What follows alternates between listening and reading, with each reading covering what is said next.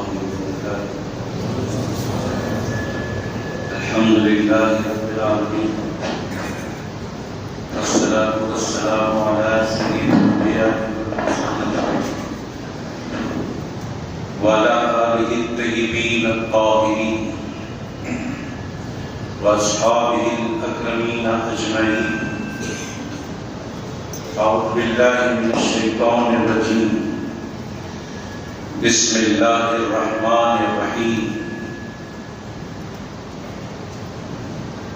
قال الله تبارك وتعالى في الكتاب العظيم. بسم الله الرحمن الرحيم. يا أيها الذين آمنوا كتب عليكم الصيام. صدق الله المولانا العظيم وصدق رسوله النبي الأمين الكريم، ونحن على ذلك لمن الشاهدين والشاكرين. إن الله وملائكته يصلون على النبي يا أيها الذين آمنوا صلوا عليه وسلموا تسليما. اللهم صل على سيدنا شفيعنا ومولانا محمد وعلى آل سيدنا شفیعنا مولانا محمد مبارک وسلم صلاۃ و سلاما علیک یا رسول اللہ. اللہ تبارک و تعالیٰ کا فضل و کرم ہے کہ اس نے ہمیں آقائے نامدار مدنی تاجدار دو عالم کے مالک و مختار گلشن ہستی کے اولین فصل بہار سید عالم نور مجسم راحت آدم و بنی آدم سیدنا محمد مصطفیٰ احمد مصطفیٰ صلی اللہ علیہ وآلہ واصحابہ وسلم کی امت میں پیدا فرمایا. ہم اور آپ ارحم الراحمین کی بارگاہ میں جمع ہیں. دعا کرتے ہیں پروردگار ہمارے عبادات کو اپنے حبیب صلی اللہ علیہ وآلہ وسلم کے فضائل شرف قبولیت عطا فرما. الحمدللہ، جیسا کہ اخبارات میں ہدایات دیے گئے کہ احتیاطی طور پر ماسک لگانا چاہیے، یہاں اس پر عمل دیکھا جا رہا ہے. ہر مصلی اپنے چہرے پر ماسک لگائے ہوئے، لیکن ایک آدھ بھائی بغیر ماسک کے بھی ہیں. ان سے گزارش ہے کہ اگر ہے تو لگا لیں، نہیں ہے تو پھر آئندہ جمعہ ساتھ ملائیں. ہدایات جب دیے جاتے ہیں حکومت کی طرف سے تو ہم پر اس کی پابندی اور اس پر عمل ضروری ہو جاتا ہے. صحت اور بیماری یہ اللہ کی طرف سے ہوتی ہے. جب بیماری آتی ہے اللہ کی طرف سے تو پھر اس بیماری سے بچاؤ کے لیے یا پھر بیماری کو دفع کرنے کے لیے بندوں کو چاہیے کہ اللہ ہی کو پکارے. جب اللہ کو پکارا جاتا ہے تو یہ اللہ کو پکارنا ہمارے ماسک سے بھی زیادہ اثر کرتا ہے. اللہ کو پکارنا سوشل ڈسٹینس سے بھی زیادہ اثر کرتا ہے. اللہ کو پکارنا مجمع میں ایک دوسرے کے قریب ہونے سے بچنے سے بھی زیادہ اثر کرتا ہے. کیوں؟ اس لیے کہ بیماری دینے والا بھی اللہ ہے، خیر و شر کا وہی مالک ہے، اور پھر شفا دینے والا بھی اللہ ہے. جب اللہ نے اپنے بندوں سے فرمایا کہ شفا میں دیتا ہوں مجھ سے مانگو، تو پھر ہر بندے کو چاہیے ماسک لگانے سے زیادہ توجہ اللہ کو پکار کر اس سے شفا پانے میں اپنا وقت لگائیں. اگر پکارنے والوں میں ایک بندہ بھی دل جلا ہو ایک بندہ بھی ایسا ہو جس کی پکار پر عرش ہل جاتا ہے، اس ایک بندے کی وجہ سے سب کا بھلا ہو جاتا ہے۔ آج کا ہمارا عنوان 3 رمضان المبارک کے اعتبار سے، آج رمضان شریف کی 3 تاریخ ہے اور 3 رمضان ہونے کی وجہ سے آج کا عنوان ہمارا ہے بی بی فاطمہ زہرا رضی اللہ تعالی عنہا۔ آپ کی سیرت، آپ کے اخلاق، آپ کا زہد، آپ کا تقویٰ، آپ کے احسانات۔ 3 رمضان المبارک کو بی بی فاطمہ زہرا رضی اللہ تعالی عنہا کا وصال ہوا۔ انشاءاللہ تعالی اس مسجد میں عصر کی نماز کے بعد آج فاتحہ خوانی ہوگی، اظہار ثواب کیا جائے گا۔ ہر مسلمان اپنے اپنے گھر میں بی بی فاطمہ زہرا رضی اللہ تعالی عنہا کے نام سے فاتحہ دلوائے اور اظہار ثواب کرے۔ جب فاتحہ خوانی ہوتی ہے تو جس کی روح تک وہ ثواب پہنچایا جاتا ہے، وہ روح مبارکہ ثواب پہنچانے والوں کی طرف متوجہ ہوتی ہے۔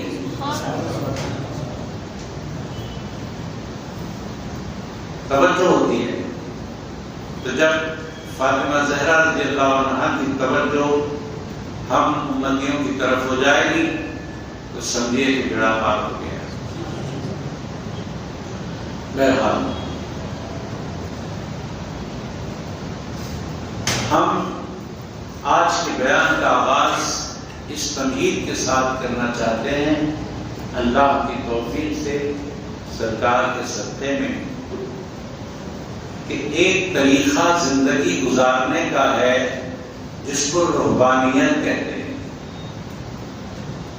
اور ایک طریقہ ہے زندگی گزارنے کا جسے زاہدانہ زندگی کہتے ہیں، زہد اختیار کرنا۔ جیسا کہ عام طور پر ہم سنتے ہیں نا کہ بھائی ہم کو دنیا سے کنار کش ہو جانا چاہیے، دنیا میں رہیں گے تو پھر ہمارا عمل برا ہوگا، دنیا میں رہیں گے دنیا سے محبت ہو جائے گی، دنیا میں رہیں گے دنیا سے لگاؤ ہو جائے گا، لہذا دنیا میں رہنا ہی نہیں۔ جب رہیں گے نہیں تو پھر اس دنیا سے ہمارا تعلق بھی نہیں رہے گا، ہم آبادی چھوڑ کر چلے جائیں گے جنگلوں میں، ہم آبادی چھوڑ کر چلے جائیں گے بیابانوں میں، اور وہیں پر اپنی زندگی اللہ اللہ کرتے گزار دیں گے، نہ شادی کریں گے، نہ تجارت کریں گے، نہ گھریلو ذمہ داریاں اٹھائیں گے، کچھ نہیں، ہمیں دنیا سے کوئی مطلب ہی نہیں ہے۔ لہذا چھوڑو شہر کو، چھوڑو آبادی کو اور چلو جنگلوں کی طرف۔ اس کو کہتے ہیں رہبانیت، اور رہبانیت سارے چیزوں سے دور ہو کر جنگل و بیابان میں جا کر جھاڑیوں پہاڑیوں میں اللہ اللہ کرنا، نہ تجارت، نہ شادی، نہ بچے، نہ گھر، نہ دام۔ اور ایک طریقہ ہے زندگی گزارنے کا، اس کا نام ہے زہد، یعنی زاہدانہ زندگی۔ زاہدانہ زندگی کس کو بولتے ہیں؟ زاہد جو ہوتا ہے، جو زاہدانہ زندگی گزارتا ہے، اس کی کیفیت یہ ہوتی ہے کہ وہ کاروبار تجارت بھی کرتا ہے، پیسہ بھی کماتا ہے، بہترین مکان رہنے کے لیے بناتا ہے، بہترین کپڑے پہنتا ہے صاف ستھرے، بہترین غذائیں کھاتا ہے حلال کی، اپنے بیوی بچوں کا خیال رکھتا ہے، اپنے گھر بار کا خیال رکھتا ہے، ذمہ داریوں کو نبھاتا ہے، یہ سب کچھ کرتا ہے، لیکن دنیا سے لگاؤ نہیں رکھتا، دنیا سے دل نہیں لگاتا، دنیا کی محبت کو اپنے دل میں نہیں بسا دیتا، یہ سب کچھ کرتے ہوئے اپنا دل اللہ سے لگاتا ہے۔ اس کو کہتے ہیں زاہدانہ زندگی۔ بڑا مالدار رہتا ہے لیکن مال سے محبت نہیں رہتی، محبت اللہ سے رہتی ہے۔ بہت کھانے پینے کا شوقین ہے مگر کھانے پینے کی چیزوں سے رغبت نہیں رہتی، اس سے لگاؤ نہیں رہتا، اس کا محتاج نہیں رہتا، اللہ کا محتاج رہتا ہے۔ رہنے کا مکان عالیشان ہوتا ہے مگر مکان سے محبت نہیں رہتی، محبت اللہ سے ہوتی ہے۔ دنیا کی دولت، دنیا کا جاه و جلال، دنیا کا ساز و سامان، عیش و عشرت کی ساری چیزیں اس کے سامنے رہتی ہیں، لیکن اس کا دل اللہ سے لگا رہتا ہے، ماں سوا اللہ کی کسی کی طرف نہیں رہتا۔ اس کو کہتے ہیں زاہدانہ زندگی۔ اسلام میں ان دونوں طریقے زندگی میں سے ایک طریقہ جو پہلے بیان کیا گیا، رہبانیت، یہ اسلام میں منع ہے، اور جائز کیا ہے؟ زاہدانہ زندگی۔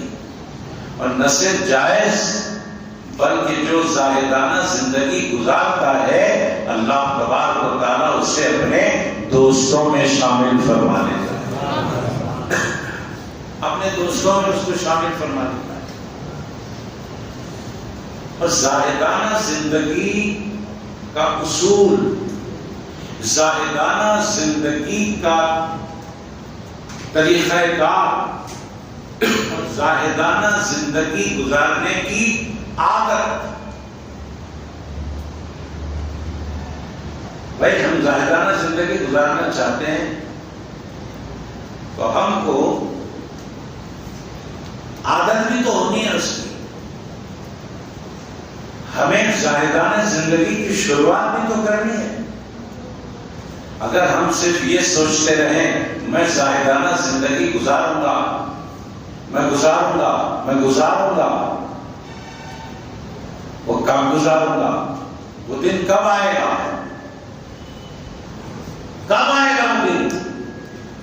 شیطان تو وہ دن آنے نہیں دیتا ہمارے لیے۔ پھر آخر وہ موقع کب ہمیں ملے گا کہ ہم زاہدانہ زندگی گزارنے والے بن جائیں؟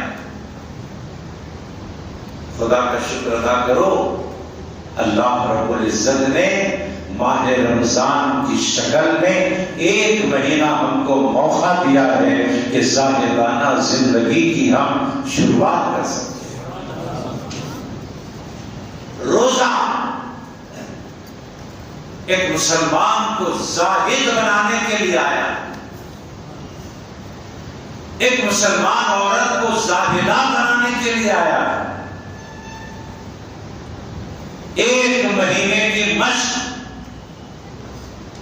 شروعات کر دے گی آپ کی زندگی میں زاہدانہ زندگی کی، زہد و تقوی کی شروعات ہو جاتی ہے اس ماہ میں۔ ہر مومن روزے دار اس ماہ میں زاہد بن جاتا ہے۔ بتائیے، افطار کا وقت ہے اور افطار کے وقت میں ہمارے سامنے کئی ایک چیزیں رکھی ہوئی ہیں۔ وقت افطار ہے اور کئی چیزیں کھانے پینے کی ہمارے سامنے رکھی ہوئی ہیں۔ 10 منٹ باقی ہیں، ہر چیز ہمارے سامنے موجود ہے اور ہم کو پورا اختیار ہے کھانے کا۔ ہم پوری قدرت رکھتے ہیں ان چیزوں پر جو سامنے رکھی ہوئی ہے۔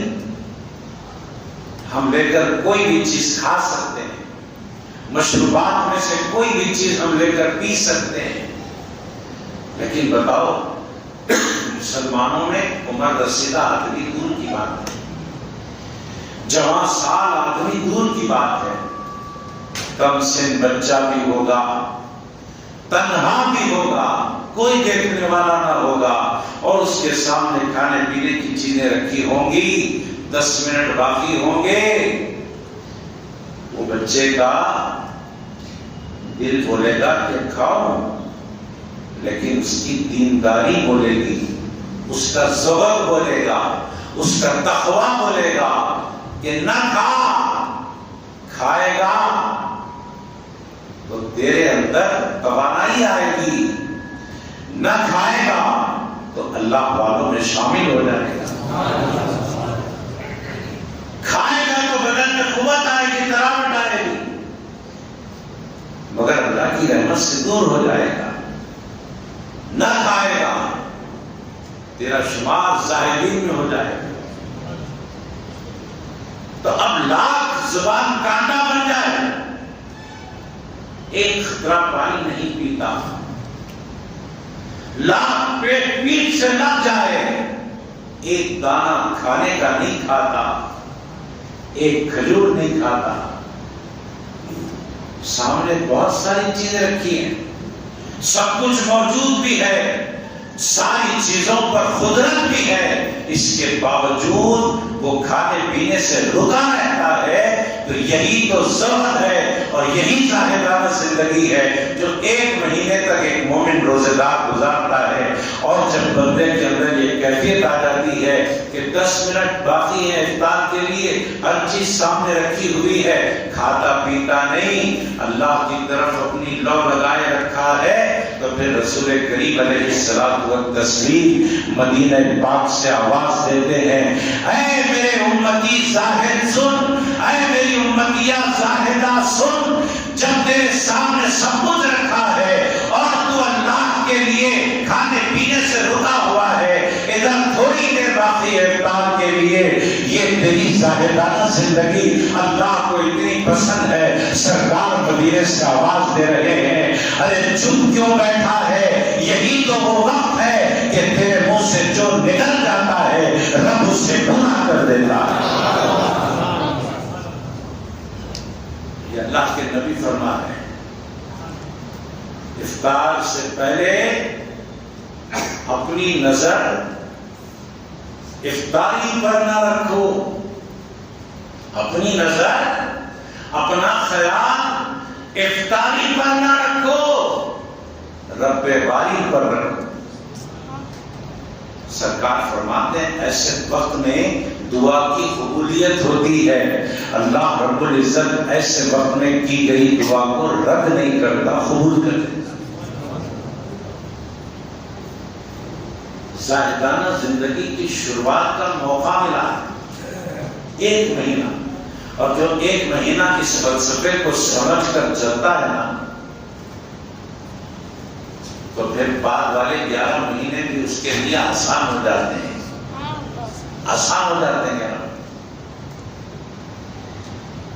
ایسی زاہدانہ زندگی مسلمان مردوں کو بھی چاہیے، ایسی زاہدانہ زندگی مسلمان عورتوں کو بھی چاہیے، مردوں کو بھی عورتوں کو بھی۔ جب سے دنیا بنی ہے آج تک کئی زاہد مرد گزرے، کئی زاہد عورتیں گزری، ہو سکتا ہے ہماری نظر میں بہت ساری زاہد مرد عورتیں ہوں گی، لیکن حبیب خدا علیہ السلام کی نظر میں اس دنیا میں اس روئے زمین پر 4 ایسی عورتیں گزری ہیں جو زہد و تقویٰ میں سب سے آگے ہمارے نبی کی نظر میں، ہمارے نبی کی نظر میں پوری دنیا میں آدم کی اولاد میں جتنی عورتیں ہوئی ہیں ان تمام عورتوں میں 4 عورتیں ہمارے سرکار فرماتے ہیں بڑی زاہد، بڑی عابدہ، بڑی زاہدہ اور بڑی اللہ والیاں گزری ہیں۔ وہ کون ہے؟ ہمارے نبی علیہ السلام فرماتے ہیں ایک بی بی مریم ہے، دوسرے بی بی خدیجہ ہے، تیسرے بی بی فاطمہ ہے اور چوتھے بی بی آسیہ۔ ہمارے سرکار کی نظر میں یہ 4 عورتیں بڑی مرتبے والے، بڑی زاہدہ، بڑی عابدہ، اللہ کی عاشق عورتیں۔ ان 4 عورتوں میں سیدہ بی بی فاطمہ زہرا کا نام آتا ہے۔ زہد و تقوی کا عالم۔ ارے دنیا کی شہزادیاں کتنے نازوں میں پلتی ہیں، اور یہ شہنشاہ کائنات کی شہزادی ہے جو زاہدانہ زندگی گزار رہی ہے، زاہدانہ زندگی۔ حاضرین، کسی نے کہا کہ حضور صلی اللہ علیہ وآلہ وسلم کے اس گھرانے میں 3 دن تک چولہا تو کیا چراغ بھی نہیں جلتا تھا۔ تو ایک عاشق نے پکار اٹھا، اپنا اپنا خیال ہے، اپنا اپنا مطلب ہے۔ دیکھو، ایک ہوتا ہے قدرت نہ رکھ کر بھوکے پیاسے رہنا، قدرت نہ رکھ کر بھوکے پیاسے رہنا، اس کو کہتے ہیں فاقہ۔ ایک ہوتا ہے قدرت رکھ کر بھوکے پیاسے رہنا، جو کچھ موجود ہے وہ دوسروں کو کھلا کر خود بھوکے رہنا، اس کا نام زہد ہے۔ اور آل رسول فاقہ کشی نہیں کرتے تھے، زاہدانہ زندگی گزارتے تھے۔ اگر ہمارے ان کے پاس کچھ ہوتا تو وہ بھی دوسروں کو دے کر خود بھوکے رہتے۔ ایسا نہیں کہ کھانے کو نہیں رہتا تھا اس لیے نہیں کھاتے تھے، کھانے کو رہتا تھا، جو کھانے کو رہتا تھا وہ کھلا دیا کرتے، خود بھوکے رہ جاتے، بھوکے رہتے تھے، خود اوروں کو کھلایا کرتے تھے۔ کتنے صابر تھے محمد کے گھرانے والے۔ 3 دن تک نہ چولہا سلگتا نہ چراغ۔ تو قدرت نہیں ہونے کی بنیاد پر نہیں، قدرت تو ایسی کہ اللہ کے رسول نے فرمایا میں چاہوں، دیکھیے میں دعا کروں نہیں، میں دعا کروں نہیں، میں چاہوں، ابھی میرے لب نہ ہلے، میری زبان نہ ہلے، صرف میرے دل میں یہ چاہت آئے کہ میرے پاس بھی سونا چاندی ہو، تو سرکار فرماتے ہیں اگر میں صرف چاہ لوں تو اللہ تبارک و تعالیٰ میری تجوریوں میں سونا نہیں، جدھر جدھر میں چلوں سونے کے پہاڑ میرے ساتھ چلنے لگے۔ اتنا سب کچھ رکھتے ہیں، زمین و آسمان کے خزانوں کی چابیاں اللہ نے میرے ہاتھ میں دے رکھا۔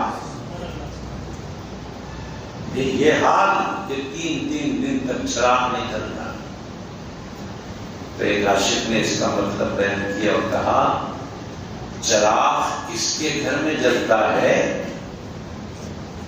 اس کے گھر میں نا جس کے گھر میں اندھیرا ہو، جس کے گھر میں اندھیرا ہو، چراغ کی ضرورت وہاں پڑتی ہے۔ ارے اللہ نے ان کے چہرے اتنے روشن بنا دیے کہ چراغ کی ضرورت ہی نہیں پڑتی۔ یہ اگر گھر میں رہتے ہیں تو اندھیرے میں اجالا ہو جاتا ہے۔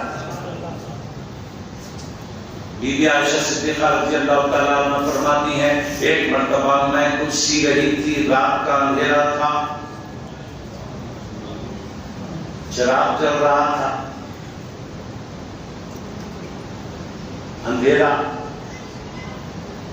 جب چراغ کی ضرورت نہیں ہے تو چراغ لگایا کیوں؟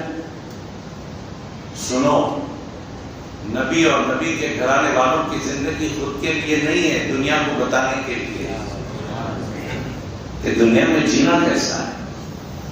حضور کو کھانے پینے کی ضرورت نہیں تھی، لیکن کھایا پیا کیوں؟ پیٹ بھرنے کے لیے نہیں، دنیا کو کھانے کا طریقہ بتانے کے لیے۔ کوئی ضرورت نہیں تھی کھانے پینے کی، مگر کھایا اس لیے کہ کھانے کا طریقہ آ جائے، پیا اس لیے کہ پینے کا طریقہ آ جائے۔ ہمارے سرکار تو کئی دن بغیر کھائے کے بھی رہا کرتے تھے۔ ایک صحابی نے دیکھ لیا اور ویسے ہی کرنا شروع کر دیا، حالت پتلی ہو گئی۔ سرکار نے دیکھ کر فرمایا حالت اتنی پتلی کیوں؟ عرض کیا حضور آپ کو دیکھا اور کرنا شروع کر دیا۔ فرمایا کیا دیکھا؟ آپ کو لگاتار بھوکے پیاسے رہنا دیکھا اور میں بھی شروع کر دیا۔ سرکار فرماتے نادان ایسا نہ کر، تو اگر کھانا چاہتا ہے تو تجھے کھانا پڑتا ہے، ارے میں تو وہ ہوں، اگر مجھے کھانا پڑتا ہے تو میرا رب مجھے کھلاتا ہے، میں اس کے ساتھ سب بیداری کرتا ہوں، وہ مجھے کھلاتا ہے۔ ایسے موقع پر سرکار نے ایک بات فرمائی، میں جیسا کرتے جاؤں تم ویسا نہیں کر سکتے، کیوں؟ اس لیے کہ اللہ نے میرے جیسا تمہیں نہیں بنایا، تمہارے جیسا مجھے نہیں بنایا۔ تمہاری حقیقت کچھ اور ہے، میری حقیقت کچھ اور ہے، بس میں جو حکم دوں وہ کرتے جاؤ۔ تو چار عورتیں زاہدانہ زندگی سرکار کی نظر میں، چار عورتیں اس دنیا میں، جن میں بی بی فاطمہ زہرا، کتنی زاہدانہ زندگی ہے دیکھیں۔ چکی پیستے پیستے ہاتھوں میں گٹھے آ گئے۔ ابا جان سے عرض کی حضور آپ کے پاس غلام آئے ہیں، آپ کے پاس باندیاں آئی ہیں، ایک غلام یا باندی دے دیں تاکہ یہ کام پورا ہو جائے۔ میرے ہاتھوں میں گٹھے آ گئے۔ سرکار نے فرمایا تمہیں اس قسم کی بات کرنا زیب نہیں دیتا بیٹی، ایسی بات کرنا تمہیں زیب نہیں دیتا۔ عرض کیا حضور کیا کروں؟ گٹھے آ گئے، تھک جاتی ہوں۔ سرکار نے فرمایا جب شام میں سونے کا وقت آئے تو 33 بار سبحان اللہ، 33 بار الحمدللہ، 34 بار اللہ اکبر پڑھ کر سو جایا کرو، سارے دن کی تھکان نکل جائے۔ سرکار نے غلام اور باندی نہیں دی خدمت کے لیے، کیوں؟ اس لیے نہیں دی کہ اے سیدہ اگر تم باندی اور غلاموں سے کام لو، محنت نہ کرو تو پھر اس دنیا کے لیے آئیڈیل کیا ہوگا؟ آپ کو تو اللہ نے آئیڈیل بنا کے بھیجا ہے، نمونہ بنا کر بھیجا ہے۔ اتنی زاہدانہ زندگی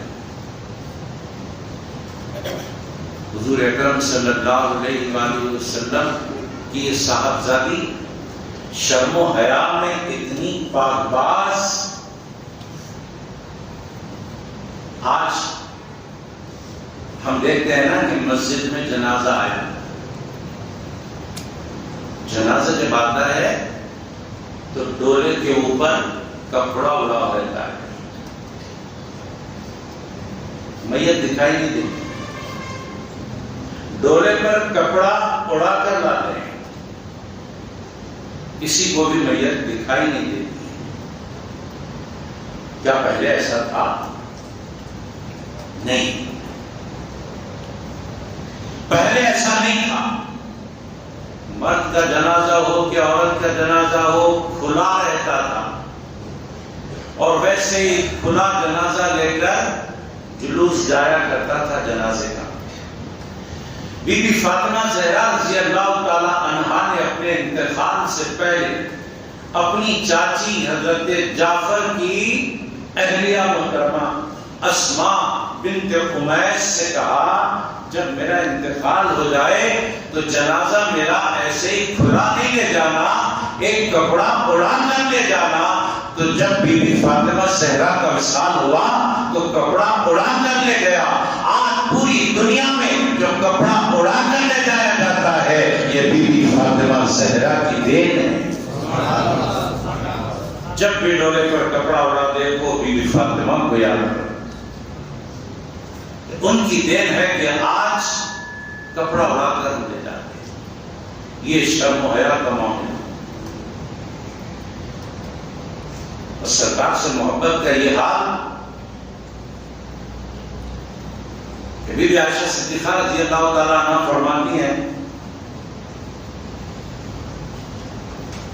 کہ بی بی فاطمہ زہرا رضی اللہ تعالیٰ عنہا جب بولتی تو یوں لگتا سرکار بول رہے ہیں، جب وہ بیٹھتی یوں لگتا کہ سرکار بیٹھ رہے ہیں، جب وہ اٹھتی تو یوں لگتا کہ سرکار اٹھ رہے ہیں، جب وہ چلتی تو یوں لگتا کہ سرکار چل رہے ہیں۔ ام المومنین بی بی عائشہ صدیقہ طیبہ طاہرہ رضی اللہ تعالیٰ عنہا فرماتی ہیں ہمیں سرکار کو دیکھنا جی چاہتا تو ہم بی بی فاطمہ کو دیکھتے، فاطمہ کے چہرے میں رسول کی صورت نظر آتی۔ یہ ہے تعلق ہمارے سرکار سے بی بی فاطمہ زہرا کا، اور سرکار بھی اتنا چاہتے کہ جب سفر پر تشریف لے جاتے تو سب سے آخر میں بی بی فاطمہ سے مل کر جاتے، اور جب لوٹتے سفر سے تو پورے لوگ شہر کے حضور سے ملنے کے لیے آتے تو سب سے پہلے آنے والی خاتون کا نام خاتون جنت ہوتا۔ بی بی فاطمہ سب سے پہلے آتا۔ ایک بار لوگوں نے دیکھا کہ بی بی فاطمہ زہرا رضی اللہ تعالیٰ عنہا رو رہی ہے، روتا ہوا دیکھا۔ پھر کچھ دیر بعد ہنستا ہوا دیکھا۔ سرکار کی موجودگی ہے، سرکار تشریف فرمائے، بی بی فاطمہ زہرا ہے، دونوں کی گفتگو ہو رہی ہے۔ بی بی فاطمہ روتی ہوئی نظر آئی، دیکھنے والوں کو پھر کچھ دیر میں ہنستی ہوئی نظر آئی۔ بعد میں سیدہ کائنات سے پوچھا لوگوں نے کہ اے بی بی بتاؤ آپ سرکار کے قریب موجود تھی، کبھی رو رہی تھی کبھی ہنس رہی تھی، ہم نے دیکھا تو آپ نے ارشاد فرمایا، سرکار نے مجھ سے فرمایا اے فاطمہ اب میرے جانے کے دن قریب آ چکے ہیں تو میں رونا شروع کر دی۔ اے فاطمہ میرے جانے کے دن قریب آ گئے ہیں، میں رونا شروع کر دی۔ سرکار کو معلوم ہے کب جانا ہے، سرکار کے علاوہ کسی کو پتا ہے کب جانا ہے؟ نہیں۔ کیوں؟ ملک الموت بغیر بولے کے آتے ہیں، یہ نبی کی بارگاہ ہے، یہاں اجازت لے کر آنا ہوتا ہے۔ اب میرے جانے کے دن میں رو، اس کے بعد سرکار مجھے قریب بلا کر فرمایا اے فاطمہ میں تو جا رہا ہوں، اس دنیا میں میرے جانے کے بعد سب سے پہلے میرے پاس تم ہی آنے والی ہو، میں ہنس گئی۔ سب سے پہلے میرے پاس تم ہی آؤ گی، میں ہنس دی کہ سب سے پہلے ابا جان سے ملنے مجھے جانا۔ ایسا ہی ہوا، سرکار کے وصال کے 6 مہینے کے بعد بی بی فاطمہ زہرا رضی اللہ تعالیٰ عنہا کا 11 ہجری 3 رمضان المبارک کو وصال ہو گیا۔ یہ آپ کا معاملہ محبت، یہ سرکار سے لگاؤ، یہ سرکار سے محبت، یہ اللہ سے لگاؤ اور زاہدانہ زندگی بی بی فاطمہ زہرا رضی اللہ تعالیٰ عنہا۔ جب ہم بی بی فاطمہ کو یاد کرتے ہیں تو ایک بہترین عورت کی یاد کرتے ہیں۔ جب ہم بی بی فاطمہ کو یاد کرتے ہیں تو بہترین شوہر کی یاد کرتے ہیں۔ جب ہم بی بی فاطمہ کو یاد کرتے ہیں تو بہترین باپ کی یاد مناتے ہیں، کیونکہ بی بی فاطمہ بہترین عورت، اور جب آپ کی شادی ہوئی حضرت علی رضی اللہ عنہ سے، سرکار نے بی بی فاطمہ زہرا رضی اللہ تعالیٰ عنہا سے فرمایا، جب وداعی ہو رہی تھی، فرمایا اے بیٹی فاطمہ، یہ نہ سمجھنا کہ ایسے ویسے سے میں نے تمہیں عقد کروا دیا، نکاح پڑھوا دیا، جوڑ دیا، نہیں، اے فاطمہ، اس روئے زمین پر سب سے افضل و اعلیٰ جو ہستی ہے، میں نے اس سے تمہاری شادی کی، سب سے بہترین شخص کے ساتھ میں نے تمہاری شادی کی ہے۔ جب بی بی فاطمہ کو یاد کرتے ہیں تو بہترین آدمی، بہترین شوہر کی یاد ہو جاتی ہے،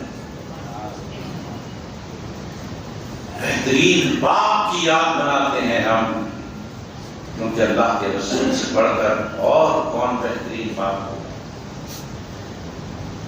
سرکار کی آن اولاد میں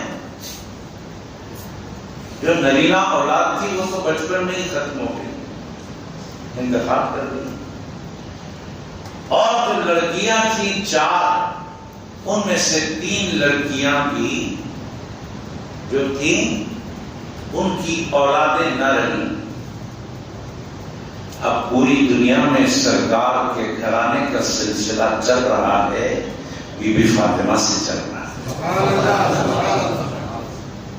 اس دنیا میں جتنے بھی سادات نظر آ رہے ہیں، جتنے بھی بی بی فاطمہ زہرا کی اولاد نظر آ رہی ہے، دنیا کے کونے کونے میں فاطمہ زہرا کا فیضان لٹ رہا ہے۔ ایک بی بی فاطمہ زہرا کے ذریعے سرکار کی نسل چل رہی ہے۔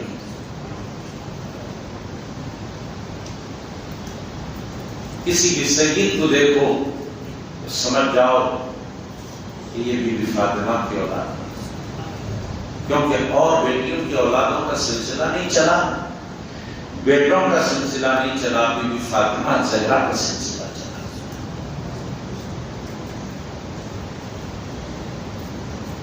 ایک بار ہوا یہ، میں نے جیسے کہ عرض کیا کہ بہترین باپ، بہترین شوہر، بہترین بیوی۔ آج ہمارے ماحول میں کیا ہوتا ہے؟ جھگڑے۔ شادی ہوئی، بیٹی کی شادی ہوئی، تھوڑا سا عرصہ گزرا، میاں بیوی میں جھگڑا، یہ جھگڑے کی نوبت یہاں تک آئی کہ کورٹ کچہری، اس کے بعد طلاق خلا جو بھی ہے، اب اس کے بعد کورٹ کی چل گئی۔ آج آپ جا کر دیکھیں، کورٹ جائیں، کچہری جائیں، آپ کو ایسے کیسے بہت ملیں گے۔ یہ کیوں ہو رہا ہے؟ اس لیے ہو رہا ہے کہ ہم نے بی بی فاطمہ زہرا کی زندگی کو بھلا دیا، اس لیے ہو رہا ہے کہ بہترین بیوی بننا چھوڑ دیا ہے عورتوں نے، شوہروں نے بہترین مرد ہونا چھوڑ دیا ہے، باپوں نے بہترین باپ ہونے کا حق ادا کرنا چھوڑ دیا۔ جھگڑا ہوتا ہے نا میاں بیوی میں، تو کیا ہوتا ہے؟ بیٹی آ کر اپنے باپ سے شکایت کرتی ہے اور باپ لڑنے کو تیار ہو جاتا ہے، غصہ ختم، رشتہ ٹوٹ جاتا ہے۔ یہ نمونہ نبی کے گھرانے کا ہمارے سامنے ہے۔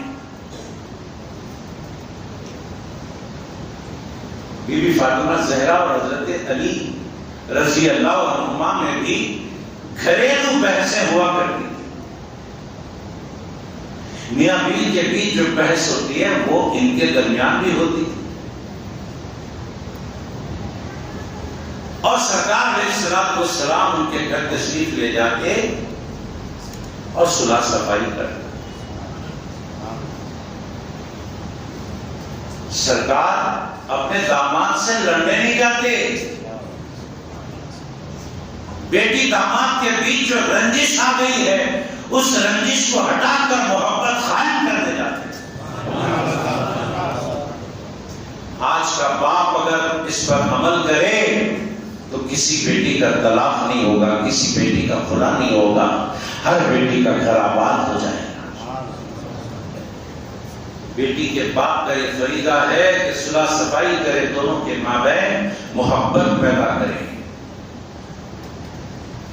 اللہ فرماتا ہے قرآن پاک میں، جب میاں بیوی کے بیچ جھگڑا ہو جاتا ہے تو صلح صفائی کے لیے تم اپنی زبان ہلاؤ۔ زبان ہلانا تمہارا کام ہے، دلوں میں محبت ڈالنا ہمارا کام۔ ایک بار سرکار بی بی فاطمہ زہرا کے گھر آئے تو جب بی بی فاطمہ کے گھر میں آ رہے تھے تو چہرے پر سرکار کے فکر تھی، فکر کے آثار تھے، ایک فکر تھی۔ اور جب واپس ہوئے تو خوشی خوشی واپس ہوئے۔ دیکھنے والوں نے پوچھا کیا بات ہے یا رسول اللہ، جاتے وقت تو آپ بڑے فکر مند تھے، واپسی میں بڑے خوش نظر آ رہے ہو۔ سرکار نے فرمایا جانتے نہیں، میں نے دونوں کے بیچ صلح صفائی کر دی، دونوں کے بیچ میں نے صلح صفائی کر دی ہے، اب وہ دونوں مل گئے۔ یہ ہوتا ہے باپ کا فریضہ۔ اور ایک شوہر کا فریضہ کیا ہوتا ہے سن لیں۔ ایک بار ایسے ہی بحث ہو گئی دونوں میں، آخری بات عرض کر رہا ہوں، دونوں میں بحث ہو گئی۔ بی بی فاطمہ زہرا رضی اللہ تعالیٰ عنہا چادر اڑی اور سیدھے اپنے باپ کے گھر گئی شکایت کرنے کے لیے۔ چلی، جب چلی وہ تو آگے آگے چل رہی تھی، پیچھے پیچھے حضرت علی بھی آ رہے تھے۔ جب آ کر بیٹھ گئی سرکار کے سامنے، حضرت علی بھی پیچھے کھڑے ہیں۔ عرض کیا رسول اللہ، علی کو سمجھائیے، وہ مجھ پر بہت سختیاں کر رہے ہیں۔ سرکار علیہ السلام نے فرمایا بیٹی تم علی کی صرف سختیوں کو دیکھ رہے ہو، یہ بھی تو دیکھو کہ تمہارا کتنا خیال ہے کہ پیچھے پیچھے چلے آئے، تمہیں تنہا نہیں چھوڑا، تمہیں تنہا جانے نہیں دیا، پیچھے پیچھے تمہارا خیال تو ہے، جو چلتے آئے ہیں وہ خیال کرنے والے بھی تو ہیں۔ اگر ان کی سختیاں دیکھ رہے ہو تو ان کا یہ پیار بھی تو دیکھو۔ بی بی فاطمہ نے جب دیکھا ان کے جذبات ٹھنڈے پڑ گئے، جو جلال تھا وہ کم ہو گیا کہ یہ بھی میرے پیچھے آئے ہیں، اور حضرت علی کو بھی پورا احساس ہو گیا کہ مجھے سختیاں نہیں کرنا چاہیے۔ سرکار علیہ السلام کے سامنے بی بی فاطمہ زہرا سے حضرت علی رضی اللہ تعالیٰ عنہ فرمانے لگے، اے فاطمہ آج کے بعد زندگی بھر کبھی میں تم پر سختی نہیں کروں گا۔ یہ ہوتا ہے ایک باپ، یہ ہوتا ہے ایک شوہر، یہ ہوتی ہے ایک بیوی جو اس گھرانے سے نکلتا ہی بیوی ہے۔ حاضرین، یہیں پر آج کے بیان ہم ختم کرتے ہیں اور دو اعلانات کرتے ہیں۔ ایک اعلان اس مسجد کے لیے، ایک اعلان ایک دوسری مسجد اور مدرسے کے لیے۔ اس مسجد کے لیے ہر سال جو اعلان ہوتا ہے کہ رمضان شریف کا مہینہ ہے، خصوصی امداد کیجیے اور یہاں کے انتظامیہ کے ہاتھ مضبوط کیجیے تاکہ وہ کھل کر اس مسجد کے فریضے انجام دے سکیں۔ خصوصی چندہ اس مسجد کا آپ کو دینا ہے۔ ہو سکتا ہے یہاں مسجد کے ارکان بیٹھے، ان سے ملاقات کر کے دیجیے۔ ظفر بھائی صدر ہیں، ان سے ملاقات کیجیے، ان تک اپنے پیسے پہنچائیے۔ ساجد میاں ہیں، ان کو بھی آپ دے سکتے ہیں۔ دوسرا اعلان، ہماری نگرانی میں جیسا کہ آپ نے سنا گزشتہ جمعہ ایک مسجد، ایک مدرسے کی تعمیر ہو رہی ہے برگی میں یہ توجہ سب کے لیے نہیں دلوا رہا ہوں، بلکہ عام اعلان بھی نہیں کر رہا ہوں، عام اعلان نہیں کر رہا ہوں، میں تو صرف ان لوگوں کو آواز دینا چاہتا ہوں جو مسجد اور مدرسے کی تعمیر میں حصہ لینا چاہتے ہیں۔ غازی ملت کالونی میں ہمارا مدرسہ ہے، وہی ہماری رہائش بھی ہے، سوہانا فنکشن ہال کے سامنے گلی۔ آپ آئیے، پلان دیکھیے، آپ جو بھی کرنا چاہتے ہیں اس تعمیر میں آپ حصہ لیجیے، ثواب دارین پائیے۔ مسجد اور مدرسے میں حصہ لینا تعمیر میں ثواب جاریہ ہے۔ آپ نہیں رہیں گے دنیا میں مگر آپ کو ثواب ملتا رہے گا۔ میں یہ اعلان عام اعلان نہیں کر رہا ہوں، بلکہ انہی لوگوں سے کہہ رہا ہوں جو تعمیر میں دلچسپی رکھتے ہیں مدرسہ اور مسجد کی۔ اللہ سے دعا ہے پروردگار جو کچھ کہا گیا سنا گیا اس پر ہم سب کو عمل کی توفیق عطا فرمائے۔ حافظہ بیگم، شکیل بیگم، صابرہ، مظہر، عائشہ بیگم، اللہ تعالیٰ ان سب کو صحت کاملہ عطا فرمائے۔ اور آج کل جو کورونا کی وبا چل رہی ہے اس سے ہم کو، ہمارے بڑوں کو، ہمارے چھوٹوں کو، سب کو محفوظ فرمائے۔ صلی اللہ تعالیٰ علیہ وسلم ونور عرشہ سیدنا محمد وعلی آلہ واصحابہ اجمعین۔